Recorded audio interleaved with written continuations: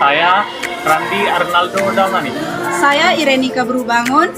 Saya Misal Aprilia Borpurba. Di sini kami akan berkatekese tentang sakramen-sakramen yang ada dalam Gereja Katolik. Tonton videonya ya. Let's go! Sakramen dalam Gereja Katolik adalah bagian dari tugas gereja yang menguduskan. Sakramen berarti tanda dan sarana keselamatan Allah yang diberikan kepada manusia.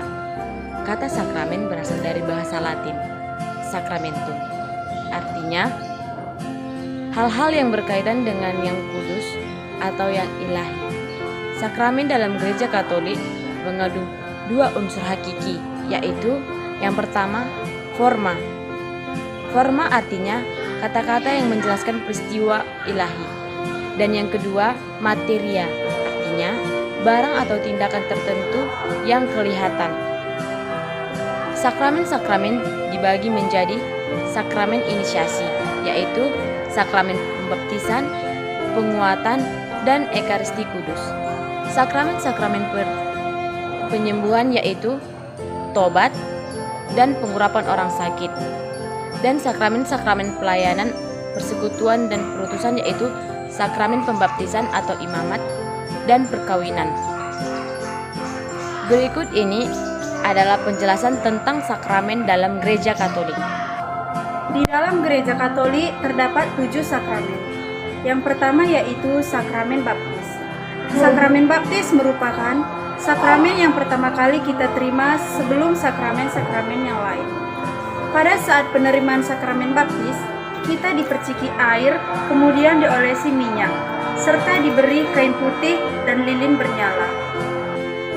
Semua itu merupakan lambang bahwa kita telah dibersihkan dari dosa asal dan siap menjadi terang bagi sesama.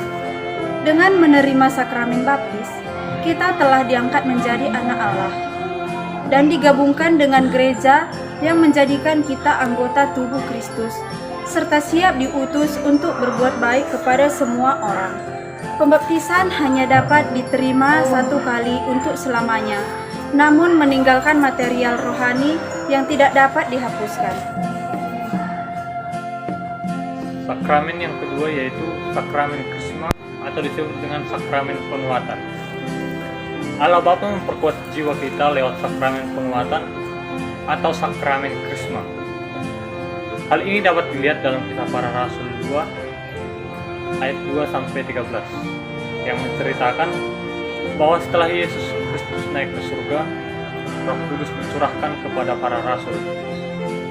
Karena karunia Roh Kudus inilah para rasul menjadi berani berbicara dan bersaksi di tengah banyak orang. Turunnya Roh Kudus atas para rasul dirayakan pada hari raya Pentakosta. Bagi orang dewasa, sakramen penguatan sebetulnya merupakan bagian dari sakramen permandian.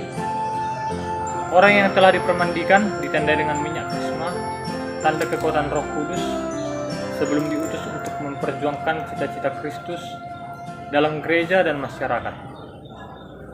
Sakramen penguatan menjadi tanda kedewasaan, maka orang yang menerima sakramen penguatan turut serta bertanggung jawab atas kehidupan umat Allah. Habis sakramen. Kepada setiap orang, Roh Kudus memberikan karisma-karismanya atau bakat kemampuan. Atas karisma-karisma anugerah Tuhan ini, orang yang bersangkutan menyadari tanggung jawabnya terhadap sesama. Dengan bakat kemampuan yang diterima dari Tuhan, orang yang bersangkutan diharapkan hidup bukan untuk diri sendiri, melainkan untuk ikut membina tubuh Kristus atau umat Allah. Bakat kemampuan menyatakan karya roh yang melalui setiap orang Kristen menghantar sesamanya kepada Kristus.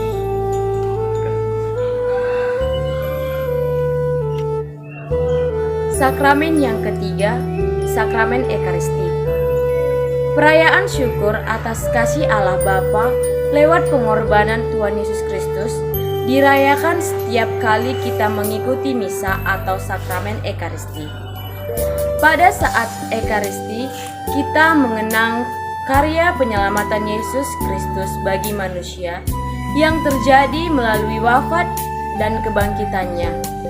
Berkumpul di sekitar meja altar untuk menyambut Kristus dalam sabda dan perjamuannya merupakan kehadiran gereja yang paling nyata dan penuh ungkapan yang paling konkret dari persatuan umat dan Tuhan serta persatuan para anggotanya. Sakramen yang keempat, sakramen rekonsiliasi atau disebut juga pengakuan dosa. Para pengikut Kristus perlu bertobat dan memperbaharui diri secara terus-menerus di hadapan Tuhan dan sesama. Tanda pertobatan di hadapan Tuhan dan sesama itu diterima dalam perayaan sakramen tobat.